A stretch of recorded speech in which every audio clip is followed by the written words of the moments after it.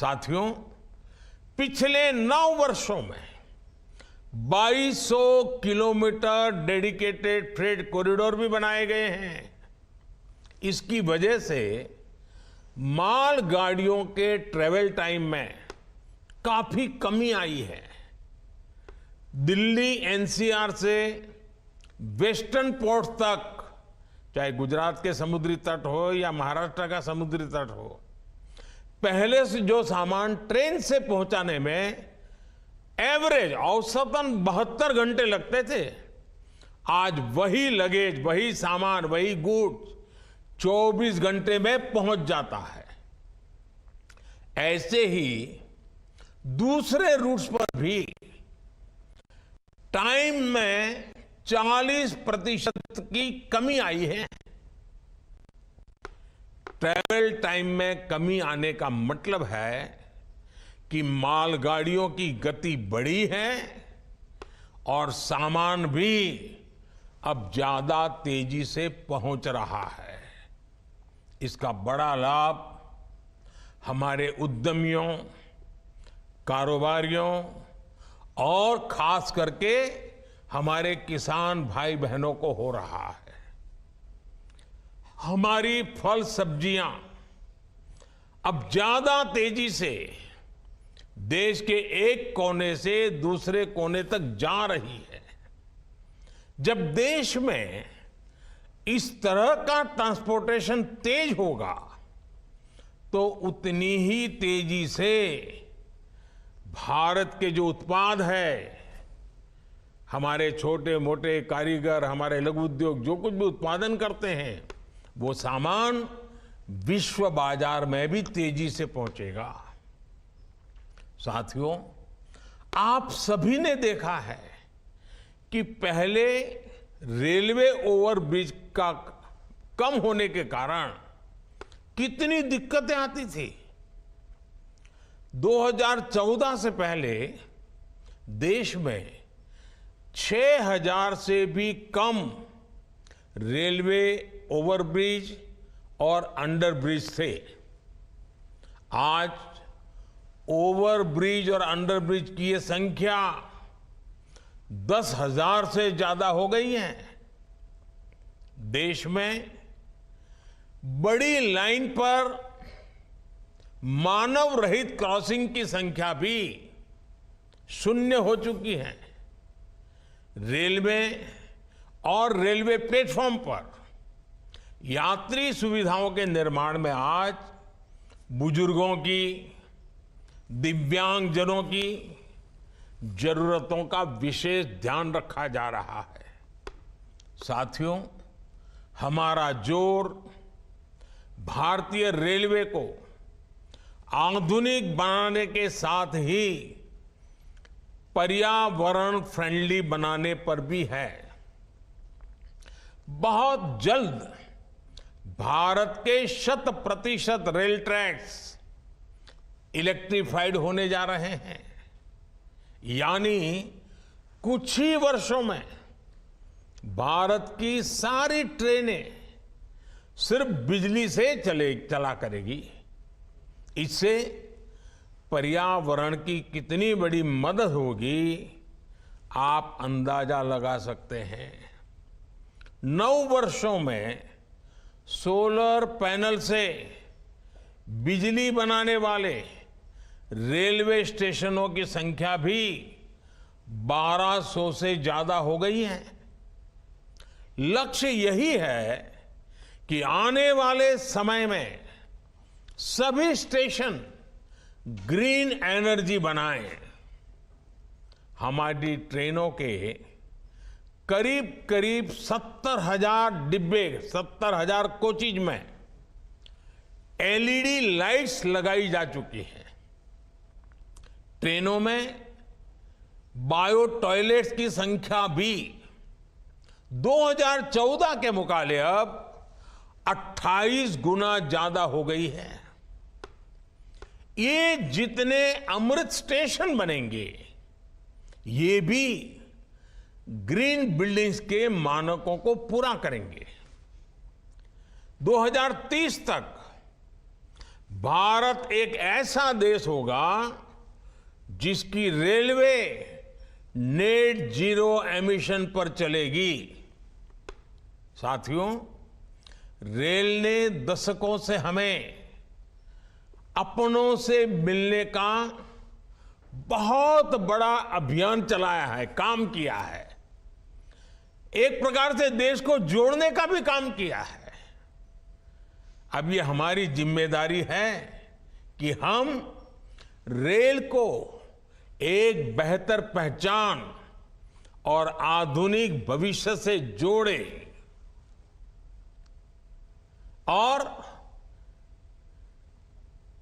Rail की रक्षा, व्यवस्थाओं की रक्षा, सुविधाओं की रक्षा, स्वच्छता की रक्षा, एक नागरिक के नाते उस कर्तव्य को हमें निभाना। अमृतकाल कर्तव्य काल भी है। लेकिन साथियों, कुछ बातें जब हम देखते हैं तो मन को पीड़ा भी होती है। दुर्भाग्य से हमारे देश में विपक्ष का एक धड़ा आज भी पुराने ढर्रे पर चल रहा है। वो आज भी खुद तो कुछ करेंगे नहीं और किसी को करने भी न देंगे, न काम करेंगे न करने देंगे। ये रवैये पर अड़े हुए हैं। देश ने आज की और भविष्य की जरूरतों की चिंता करते हुए संसद की आधुनिक इमारत बनवाई। संसद देश के लोकतंत्र की प्रतीक होती है। उसमें पक्ष विपक्ष सबका प्रतिनिधित्व होता है। लेकिन विपक्ष के इस धड़े ने संसद की नई इमारत का भी विरोध किया।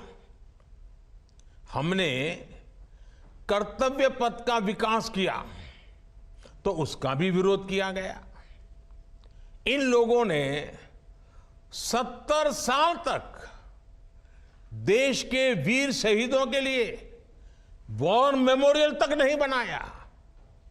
जब हमने नेशनल वॉर मेमोरियल बनाया, उसका निर्माण किया, तो इसकी भी सरेआम आलोचना करते उनको शर्म नहीं आई। सरदार वल्लभ भाई पटेल का स्टैच्यू ऑफ यूनिटी आज दुनिया की सबसे बड़ी मूर्ति है। हर हिंदुस्तानी को गर्व होता है। और कुछ राजनीतिक दल चुनाव के समय तो सरदार साहब को याद कर लेते हैं, लेकिन आज तक इनका एक भी बड़ा नेता स्टैच्यू ऑफ यूनिटी में जाकर के सरदार साहब की इस भव्य प्रतिमा के न दर्शन किए न उन्हें नमन किया है। लेकिन साथियों, हमने देश के विकास को इस सकारात्मक राजनीति से आगे बढ़ाने का फैसला किया है और इसलिए नकारात्मक राजनीति से ऊपर उठकर सकारात्मक राजनीति के मार्ग पर एक मिशन के रूप में हम चल रहे हैं।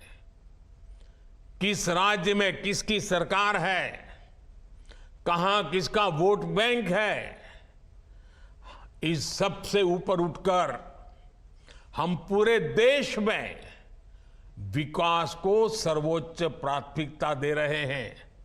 सबका साथ सबका विकास, ये धरती पर चरितार्थ करने के लिए जी जान से जुटे हैं।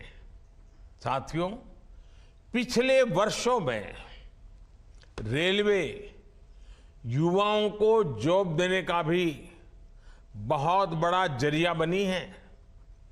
करीब 1.5 लाख से ज्यादा युवाओं को अकेले रेलवे में पक्की नौकरी मिली है। इसी तरह इंफ्रास्ट्रक्चर पर लाखों करोड़ के निवेश से लाखों युवाओं को रोजगार मिल रहा है। इस समय केंद्र सरकार 10 लाख युवाओं को नौकरी देने का अभियान भी चला रही है। रोजगार मेलों में लगातार युवाओं को नियुक्ति पत्र मिल रहे हैं।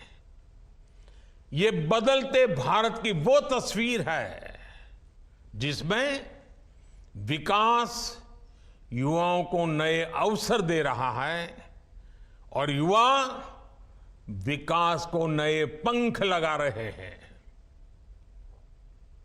साथियों, आज इस कार्यक्रम में बहुत सारे स्वतंत्रता सेना भी हमें आशीर्वाद देने के लिए उपस्थित हैं।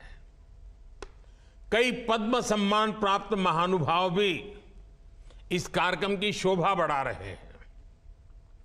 हर भारतीय के लिए अगस्त महीना बहुत विशेष महीना होता है। ये महीना क्रांति का महीना है, कृतज्ञता का महीना है, कर्तव्य भावना का माह है। अगस्त में कितने ही ऐतिहासिक दिवस आते हैं जिन्होंने भारत के इतिहास को नई दिशा दी और आज भी हमें प्रेरित करते हैं। कल 7 अगस्त को पूरा देश स्वदेशी आंदोलन को समर्पित नेशनल हैंडलूम डे मनाएगा। 7 अगस्त की ये तारीख हर भारतीय के लिए वोकल फॉर लोकल होने के संकल्प को दोहराने का दिन है। कुछ ही दिनों बाद गणेश चतुर्थी का पवित्र पर्व भी आने वाला है। हमें अभी से इको फ्रेंडली गणेश चतुर्थी की तरफ जाना है। हम कोशिश करें कि गणपति बप्पा की प्रतिमाएं इको फ्रेंडली मटेरियल्स की बनी हो। ये वर्ष हमारे स्थानीय कारीगरों, हमारे हस्तशिल्पियों और हमारे छोटे उद्यमियों के बनाए उत्पादों को खरीदने की प्रेरणा देता है। साथियों, 7 तारीख के एक दिन बाद 9 अगस्त आ रही है। 9 अगस्त वो तारीख है जब ऐतिहासिक क्विट इंडिया मूवमेंट की शुरुआत हुई थी। महात्मा गांधी ने मंत्र दिया था और क्विट इंडिया मूवमेंट ने स्वतंत्रता की तरफ भारत के कदमों में नई ऊर्जा पैदा कर दी थी। इसी से प्रेरित होकर आज पूरा देश हर बुराई के लिए कह रहा है क्विट इंडिया। चारों तरफ एक ही गूंज है, करप्शन क्विट इंडिया, यानी भ्रष्टाचार इंडिया छोड़ो, डायनेस्टी क्विट इंडिया, यानी परिवारवाद इंडिया छोड़ो, अपीजमेंट क्विट इंडिया, यानी तुष्टीकरण इंडिया छोड़ो। साथियों, उसके बाद 15 अगस्त की पूर्व संध्या 14 अगस्त का विभाजन विभीषिका स्मरण दिवस, जब मां भारती के 2 टुकड़े हो गए थे। एक ऐसा दिन है जो हर भारतीय की आंखों को नम कर देता है। ये उन अनगिनत लोगों को याद करने का दिन है जिन्होंने भारत के बंटवारे की बड़ी कीमत चुकाई। ये उन परिवारों के प्रति एकजुटता को दिखाने का, जिन्होंने अपना सब कुछ खो दिया और फिर भी साहस के साथ मां भारती के लिए अपनी श्रद्धा को लेते हुए जीवन को पटरी पर लेने के लिए जूझते रहे। आज ये अपने परिवार, अपने देश के हित में, देश के विकास में महत्वपूर्ण योगदान दे रहे हैं। और साथियों, 14 अगस्त विभाजन विभीषिका दिवस मां भारती के टुकड़ों का वो दिन हमें भविष्य में मां भारती को एक रखने की जिम्मेवारी भी देता है।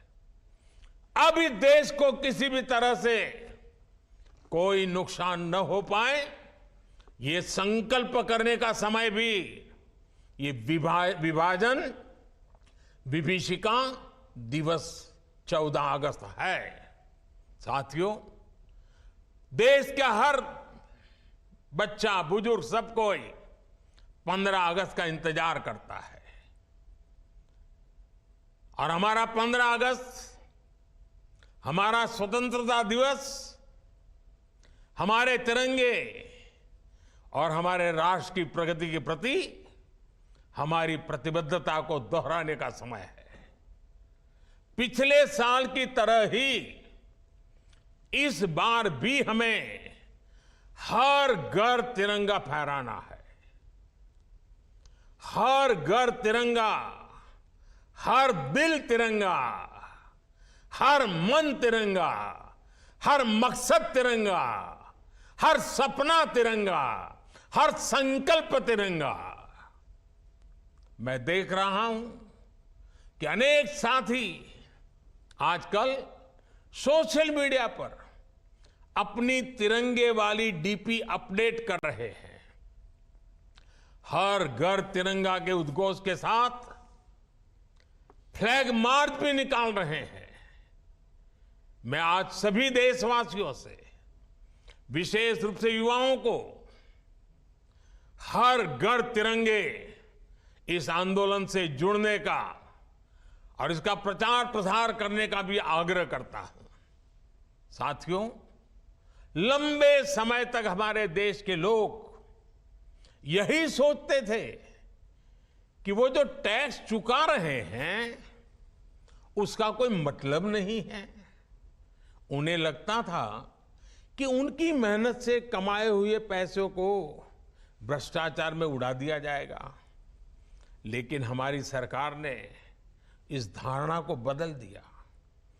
आज लोगों को महसूस होता है कि उनके पैसे का पाई पाई का उपयोग राष्ट्र के निर्माण में हो रहा है। सुविधाएं बढ़ रही हैं, ईज ऑफ लिविंग बढ़ रही है। जो मुसीबतें आपको झेलनी पड़ी वो आपके बच्चों को झेलनी न पड़े, उसके लिए दिन रात काम हो रहा है। इसका परिणाम ये है कि टैक्स भरने वाले लोगों की विकास के प्रति एक विश्वास बढ़ा है और उसके कारण टैक्स देने वालों की संख्या भी बढ़ रही है। एक समय था जब देश में 2 लाख रुपए की इनकम पर टैक्स लग जाता था। आज ये मोदी की गारंटी देखिए, आज 7 लाख रुपए तक की इनकम पर कोई टैक्स नहीं लगता। इसके बावजूद देश में जमा होने वाली इनकम टैक्स की राशि भी लगातार बढ़ रही है, जो विकास के काम आ रही है। इसका स्पष्ट संदेश है कि देश में मध्यम वर्ग का दायरा लगातार बढ़ रहा है। अभी 5 दिन पहले ही इनकम टैक्स रिटर्न भरने की आखिरी तारीख गुजरी है। इस साल हमने देखा है कि इनकम टैक्स रिटर्न भरने वालों की संख्या 16% बढ़ी है। ये दिखाता है कि लोगों का देश की सरकार पर, देश में हो रहे नवनिर्माण पर और विकास की कितनी जरूरत है, इस बात पर भरोसा कितना बढ़ रहा है। लोग आज देख रहे हैं कि देश में किस तरह रेलवे का कायाकल्प हो रहा है, मेट्रो का विस्तार हो रहा है। लोग आज देख रहे हैं कि देश में किस तरह एक के बाद एक नए एक्सप्रेसवे बनाए जा रहे हैं। लोग आज देख रहे हैं कि देश में किस तरह तेजी से नए नए एयरपोर्ट बनाए जा रहे हैं, नए नए अस्पताल बनाए जा रहे हैं, नए नए स्कूल बनाए जा रहे हैं। जब लोग इस तरह का बदलाव देखते हैं तो ये एहसास और मजबूत होता है कि उनके पैसे से नए भारत का निर्माण हो रहा है। आपके बच्चों के उज्जवल भविष्य की गारंटी इन सब कामों में गारंटी है। हमें इस विश्वास को दिनों दिन और मजबूत करना है। और भाई बहनों, ये जो 508 रेलवे स्टेशनों का आधुनिकीकरण हुआ है ना, ये भी उसी दिशा में उठाया गया कदम है। मैं आपको विश्वास दिलाता हूं, अमृत भारत स्टेशंस भारतीय रेल के इस कायाकल्प को एक नई ऊंचाई देंगे। आओ, इस क्रांति के महीने में हम सभी हिंदुस्तानी नए संकल्पों के साथ 2047 में, जब देश आजादी के 100 साल मनाएगा, भारत को विकसित बनाने के लिए एक नागरिक के नाते मेरी जो भी जिम्मेवारी है उसको अवश्य पूर्ण करूंगा। इस संकल्प के साथ आप सबका बहुत बहुत धन्यवाद, बहुत बहुत शुभकामनाएं।